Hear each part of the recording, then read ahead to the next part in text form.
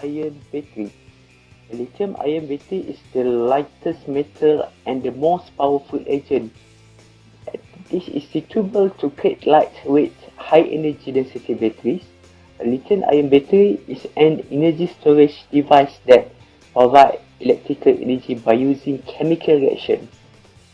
The batteries can be applied to many applications with the cylindrical cell format, for instance, laptop, electrical vehicle, and powerful tools.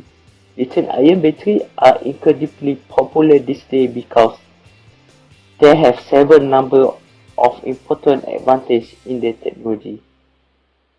So, there are a few types of lithium-ion battery that have been used widely over years all around the world. The first is pouch battery, cylindrical battery, coin battery, prismatic battery. And for this case study, we choose cylindrical battery. So let's take a look closer at lithium-ion battery.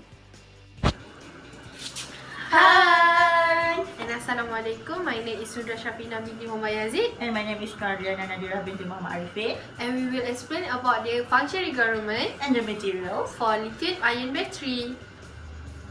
There are four main parts in the lithium-ion battery, which are the electrode, current collector, electrolyte, and the separator. For the electrode, there are two functions, which are the negative electrode and the positive electrode. For the positive electrode, it is called the anode, while the negative electrode is called the cathode.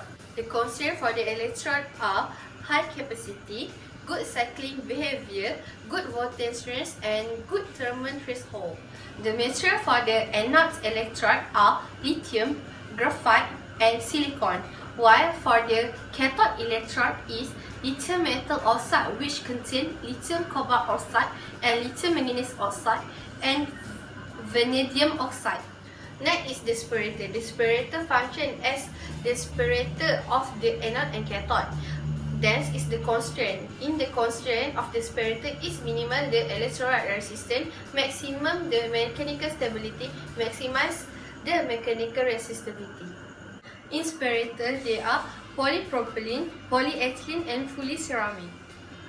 Next, we will explain about the materials selected for the lithium-ion battery. The next part is electrolyte. The function of electrolyte is also electrolyte.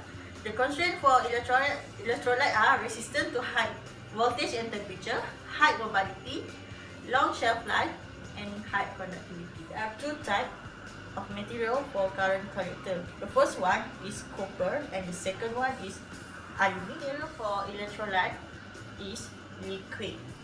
Contain lithium disoxide borate, lithium hexafluorophosphate, and the second is polymer. Polymer which is mixed in composite with ceramic nanoparticle.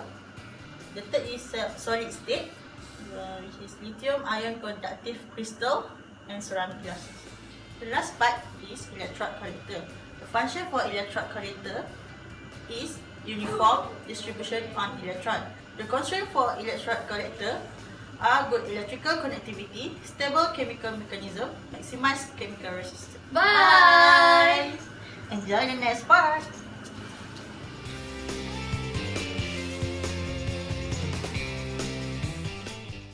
Then the details of flowchart production process are shown. In this slide, the details of each production process are explained clearly. First of all is the mixing process, followed by coating process. Next is the compressing process and drying process. Then followed by slitering process.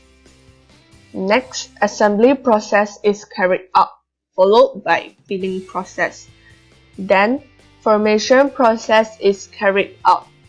Last but not least is grading process, and lastly is packaging process. I am going to present the production process of lithium-ion battery. First is the process mixing. In this mixing process, powder compounds of lithium carbonate and manganese carbonate are blended and heated to 750 degrees to form LiMn2O4. Next is the process coating. This process is to coat of electrons onto conducting foils. Next is the process compressing. This process limited electrolyte evaporation and prevent electrode layer delamination. Then following by drying process. This process is to reduce the residual humidity. Followed by slitering process. It is a firm cutting by means of highly precise cutting. Next is assembly process. This process is to stack cells and contacting of electrodes. Followed by filling process. Electrolyte filling and cleaning of the cells in the dry room will carry out at this stage. Next is the formation process. This process is to assure the operability of the cells. Last but not least is the grading process. This process is to categorize the cells by means of discharge, resistance, and capacitance measuring. Lastly is packaging process. Sort of the cell by grades will carry out at this stage. Now my friend Vaitish will present about the pros and cons of manufacturing process control.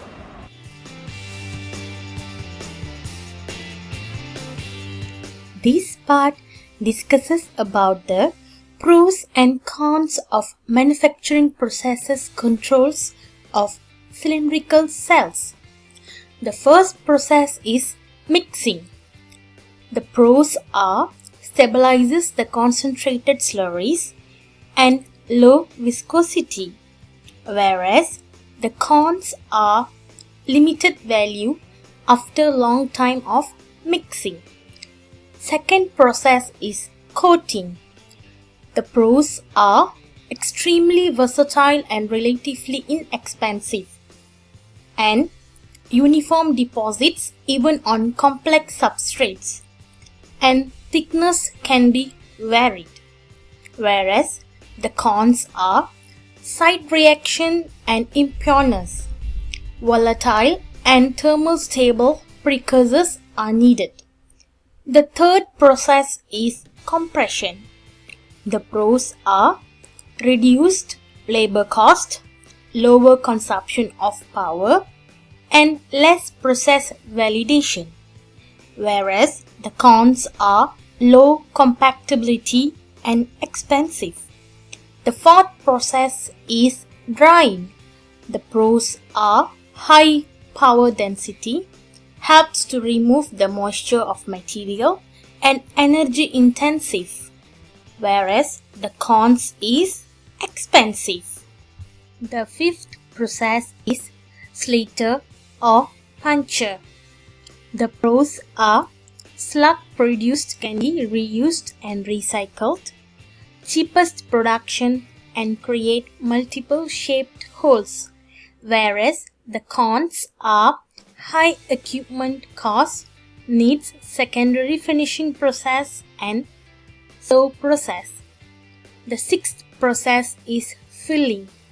The pros are high accuracy, easy to use, and cheap, whereas the cons are the process only can use to limited material and limited size, and the initial cost is high. The last process is formation.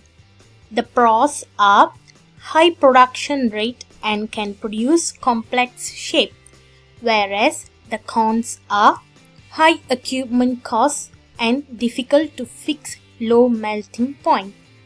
Thank you.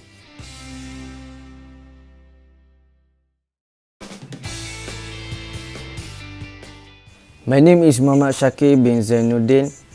Now I will explain the flowchart for cell assembly. For cylindrical cell, the anode and cathode foil are cut into two long strips together with the separator are fed into a winder where it uniformly winded into a cylinder.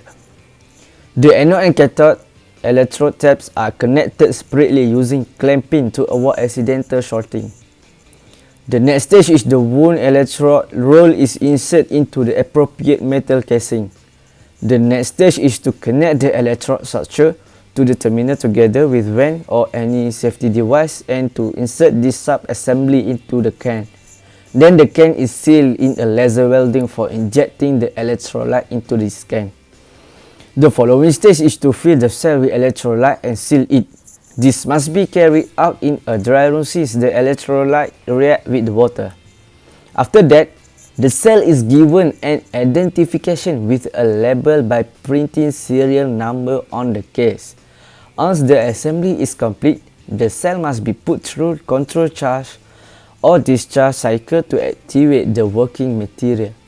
Next, the formed cells are stored for several days, and it depends on the manufacturer and their quality process.